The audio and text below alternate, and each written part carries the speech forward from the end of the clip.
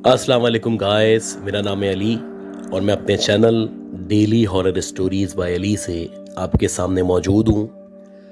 मैं उम्मीद करता हूँ आप लोग दुनिया में जहाँ पे भी हैं खैरियत से हैं, खुश हैं और आपकी ज़िंदगी ज़बरदस्त गुजर रही है। अगर आप लोगों ने अब तक मेरे चैनल को सब्सक्राइब नहीं किया तो आप इसको सब्सक्राइब कर लें। हो सके तो अपने सर्किल में, अपनी कम्युनिटी में इस चैनल को शेयर करें। अगर आप अपनी स्टोरीज शेयर करना चाहते हैं, आप व्हाट्सएप कर सकते हैं, ईमेल कर सकते हैं या अपनी आवाज़ में रिकॉर्ड करके शेयर कर सकते हैं।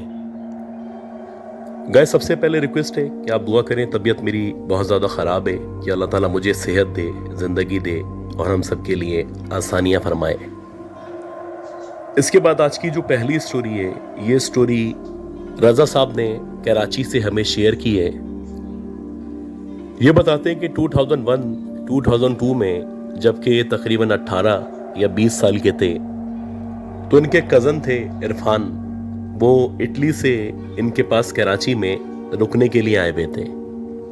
अब क्योंकि इनके जो कज़न थे वो इनके हम उम्र थे और काफ़ी अरसे बाद कराची आए हुए थे, तो इनकी पूरी फैमिली की कोशिश थी कि जितना अच्छा टाइम वो यहाँ पे स्पेंड कर सकते हैं वो यहाँ पे करें, और जब वो यहाँ से वापस जाएं, यानी कि जब इनकी फ़्लाइट हो और ये अपने मुल्क वापस पहुँचें, तो इनके साथ बहुत अच्छी यादें मौजूद हों।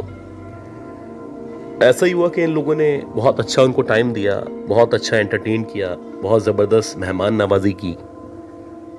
खैर, जब इनके कज़न के वापस जाने का टाइम आया तो इनकी जो फ़्लाइट थी वो बरोज़ जुम्मा रात के 12:05 पे थी। दिसंबर का महीना चल रहा था और कराची में भी शदीद सर्दी हो रही थी। ना सिर्फ सर्दी हो रही थी बल्कि उन दिनों बारिशें भी बहुत ज़्यादा हो रही थी। खैर, ये बताते हैं कि जब इनके कज़न के जाने का टाइम आया तो इन लोगों ने डिसाइड किया कि रात के 9 बजे ये लोग अपने घर से निकलेंगे ताकि 10 साढ़े 10 बजे तक इनके जो कज़न हैं उनको एयरपोर्ट पे ड्रॉप कर सकें। तो एज़ पर प्लान जब ये अपने घर से निकले तो हल्की हल्की बारिश हो रही थी। लेकिन ये बताते हैं कि जब हम घर से निकले तो उसके 10 या 15 मिनट के अंदर अंदर ये जो हल्की बारिश थी ये देखते ही देखते बहुत तेज बारिश में तब्दील हो चुकी थी। खैर, जैसे तैसे रुकते रुकाते अल्लाह का शुक्र है कि अपने कज़न को एयरपोर्ट ड्रॉप करके आ गए। अब जब ये अपने कज़न को एयरपोर्ट ड्रॉप करके वापस आए तो उसके कुछ देर के बाद ही इनके कज़न की इनके पास कॉल आई, जो कि एयरपोर्ट के किसी नंबर से की गई थी। और इनके कज़न ने इनको बताया कि जो फ्लाइट थी जो 12:05 पे रवाना होनी थी, इसमें डिले हो गया है और ये जो डिले है ये तकरीबन 8 से 10 घंटे का डिले है। अब इनके कज़न के पास दो ऑप्शन थे कि या तो ये पूरी रात एयरपोर्ट पे गुजार दें या फिर वापस ये इनके साथ आ जाएं और रात यहाँ पे गुजारने के बाद सुबह दोबारा से एयरपोर्ट चले जाएं। खैर, जब इनके कज़न का फ़ोन आया तो इन लोगों ने यही डिसाइड किया कि हम वापस चलते हैं और अपने कज़न को घर लेके आ जाते हैं। जब ये लोग अपने कज़न को एयरपोर्ट से लेने के लिए घर से निकले तो उस वक्त रात के 12 या साढ़े 12 बजे का टाइम था और मुसलसल शदीद बारिश हो रही थी। जैसे ही ये लोग अपने घर से रोड पे आए तो चारों तरफ ना सिर्फ सन्नाटा था बल्कि बारिश का जो पानी था वो बहुत ज़्यादा जमा हो चुका था। खैर, जैसे तैसे ये जो एयरपोर्ट वाला रोड है यानी कि रिग रोड से ये लोग एयरपोर्ट की तरफ बढ़ने लगे। अब क्योंकि चारों तरफ बहुत ज़्यादा पानी मौजूद था तो बज़ाहिर लग रहा था कि जो गाड़ी है कुछ देर चलेगी और उसके बाद बंद हो जाएगी। ये बताते हैं कि बिल्कुल ऐसा ही हुआ कि जैसे ही शाह फैसल का जो कब्रिस्तान था हम उसके करीब पहुंचे तो हमारी गाड़ी ना सिर्फ बंद हो गई बल्कि ऐसा लगने लगा कि इसमें कोई बहुत बड़ा मसला हो चुका है। खैर, ये लोग वहां पे गाड़ी से उतरे और उतरने के बाद ये बताते हैं कि हमने अपने तौर पे उसको स्टार्ट करने की या उसको चलाने की कोशिश की, लेकिन काफ़ी कोशिश के बावजूद भी ना वो गाड़ी स्टार्ट हुई और ना ही उसे स्टार्ट होना था। एक अजीब माहौल हो चुका था और ये लोग परेशान थे कि अव्वल तो इनका जो कज़न है वो एयरपोर्ट पे इनका वेट कर रहा है। दूसरी चीज़ ये है कि ये जो गाड़ी जहाँ पे बंद हुई है यहाँ पे मुकम्मल तौर पे वीराना है, ना कोई लाइट मौजूद है और ना ही किसी गाड़ी के आने जाने के आसार नजर आ रहे हैं। 15-20 मिनट तक ये लोग आगे पीछे देखते रहे और इनको उम्मीद थी कि शायद कोई ना कोई आ जाएगा या कोई इनकी हेल्प कर देगा। लेकिन बदकिस्मती कि 15-20 मिनट तक जब इनको कोई नज़र नहीं आया तो इन लोगों ने दोबारा से गाड़ी के अंदर बैठना मुनासिब समझा।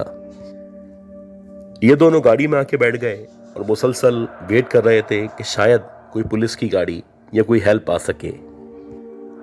ये बताते हैं कि अभी हमें अंदर बैठे हुए 5 या 7 मिनट गुजरे थे कि ऐसा लगने लगा कि गाड़ी के चारों तरफ जहाँ पे पानी जमा हुआ है वहाँ पे एकदम से पानी के अंदर किसी के पाँव रखने की या छम छम की आवाज़ आ रही है। अगर बारिश का पानी जमा हो या बारिश हो रही हो और उसके अंदर कोई चले तो एक अजीब सी आवाज़ है जो आया करती है।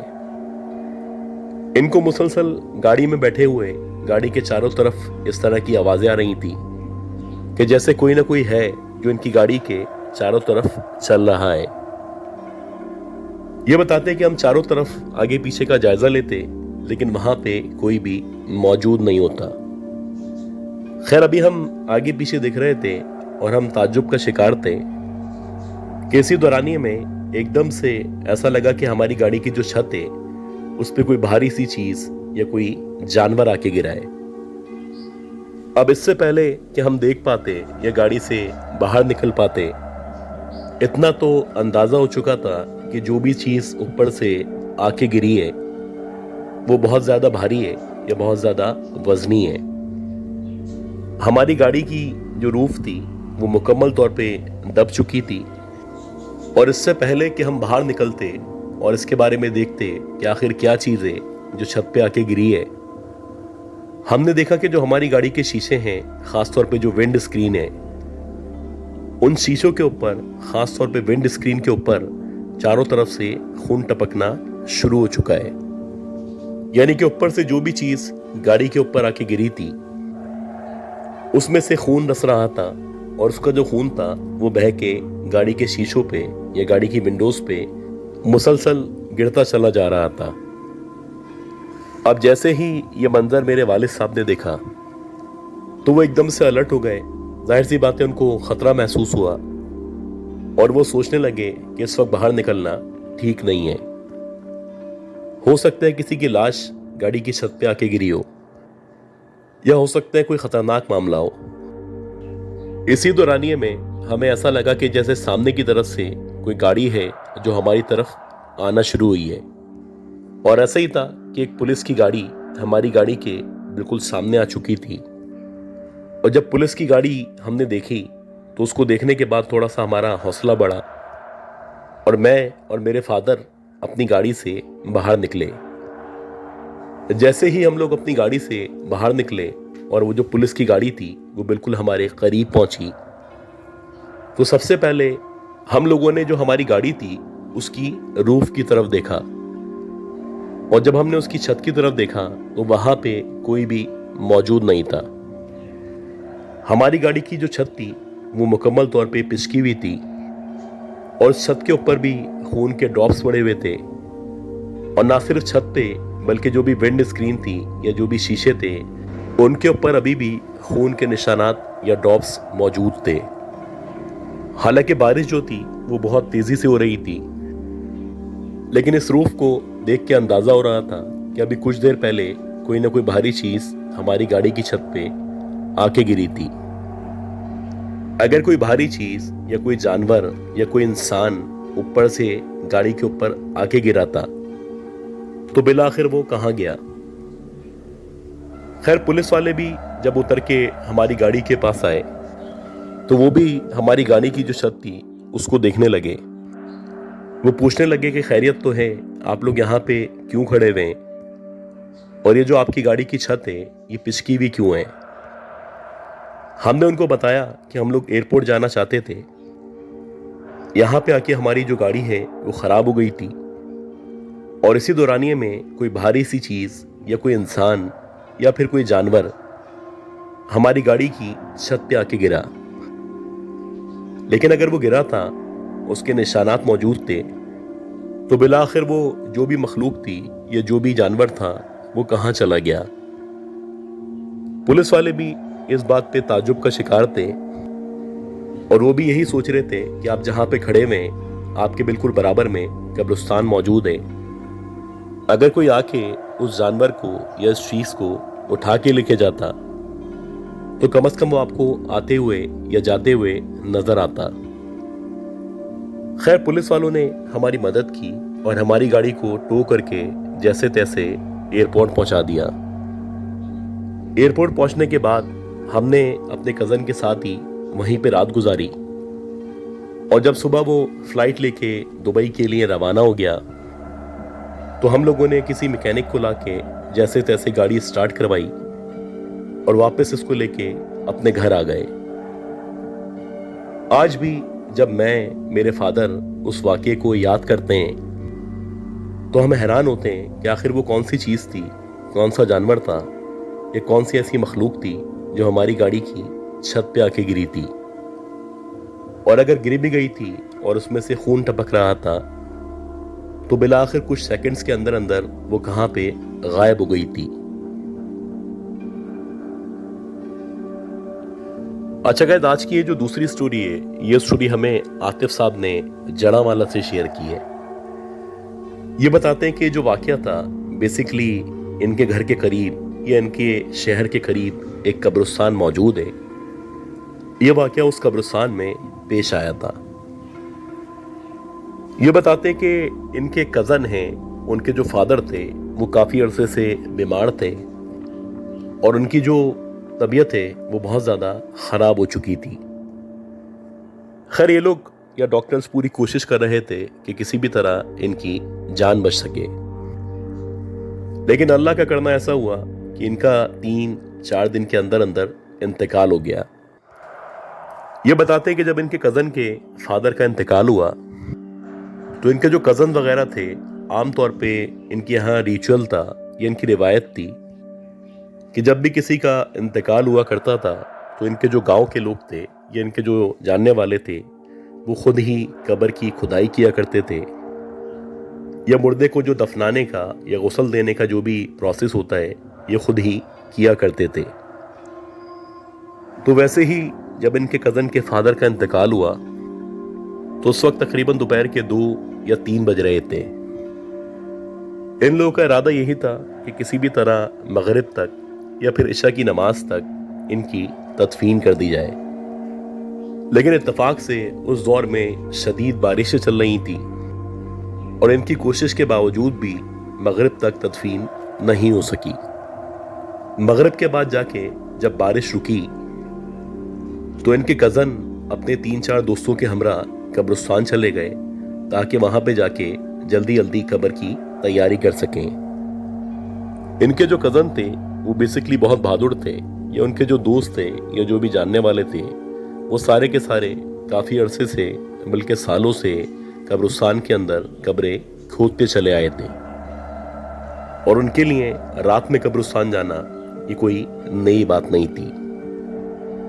खैर, जब ये लोग कब्रिस्तान गए और वहां जाके खुदाई करने लगे या कब्र का इंतजाम करने लगे तो इस पूरे प्रोसेस में तकरीबन 1.5 से 2 घंटे लगा करते हैं। तो वैसे ही जब इनको कब्र तैयार करते करते 1 या 1.5 घंटा गुजर चुका था और ये लोग काम को मुकम्मल करने की कोशिश कर रहे थे कि इसी दौरानिए में इनका कज़न बताता है कि एकदम से किसी औरत ने बाकायदा इनके कज़न का नाम लेके उसको पुकारा। अब जैसे ही इसने किसी औरत की आवाज में कब्रिस्तान में अपना नाम सुना तो उसने एकदम से पलट के देखा और जैसे ही इसने पलट के देखा तो इसने देखा कि एक औरत है जिसकी तकरीबन 55 या 60 साल के दरमियान उम्र है। उसने सफ़ेद कलर का लिबास पहन रखा है और उसका जो हुलिया है बड़ा अजीब सा हुलिया है। उसके कपड़ों पे जगह जगह कीचड़ लगी हुई है और उसकी आंखें इस अंधेरे में भी बहुत ज़्यादा चमक रही हैं। खैर, जब इसने इस औरत की तरफ देखा तो इसने उससे पूछा कि जी बोलें, आपने मेरा नाम पुकारा है। तो वो जो औरत थी उसने कहा कि हाँ बेटा, मैंने तुम्हें तुम्हारे नाम से मुखातिब किया है। तुम शायद मुझे नहीं पहचानते हो, लेकिन मैं तुम्हें, तुम्हारे फादर को, तुम्हारे घर वालों को जाना करती हूँ। मुझे तुम्हारी मदद की जरूरत है। अगर हो सके तो मेरी मदद कर दो। अब इनके कज़न ने जब उस औरत से ये बात सुनी तो वो कहने लगा कि मैं ऑलरेडी अपने फादर के लिए कब्र तैयार कर रहा हूँ, और हम लोग कब्र तैयार करके वापस घर जाएंगे और वहां से जनाजा लेके उसकी तदफीन करेंगे। लेकिन आप फिर भी बता दें, अगर मुझसे हो सका तो मैं पूरी कोशिश करूंगा कि आपकी मदद कर सकूं। अब ये सुनने के बाद ये जो औरत थी पहले कहने लगी कि चलो छोड़ो, लेकिन जब इनके कज़न ने इंसिस्ट किया तो वो कहने लगी कि जब तुम वापस अपने घर जाओ तो तुम्हारे मोहल्ले में, ये तुम्हारी गली में मेरा बेटा रहा करता है, और मेरे बेटे का नाम इमरान है। जब तुम्हारी उससे मुलाकात हो तो उसको कहना कि तुम्हारी वालदा कब्रिस्तान में तुम्हें याद कर रही हैं। अब जब मेरे कज़न ने उसकी ये अजीब सी बात सुनी तो मेरा कज़न कहने लगा कि आप यहाँ पे क्यों वेट कर रही हैं? अगर आपको अपने बेटे से मिलना है या उसकी याद आ रही है तो आपको इतनी रात में कब्रिस्तान में नहीं होना चाहिए। आप जाएं, अपने घर जाके अपने बेटे के साथ रहें। तो ये सुनने के बाद वो जो औरत थी वो अजीब तरीके से मुस्कुराने लगी और कहने लगी कि मेरी मजबूरी है कि ये जो जगह है मैं इसको नहीं छोड़ सकती।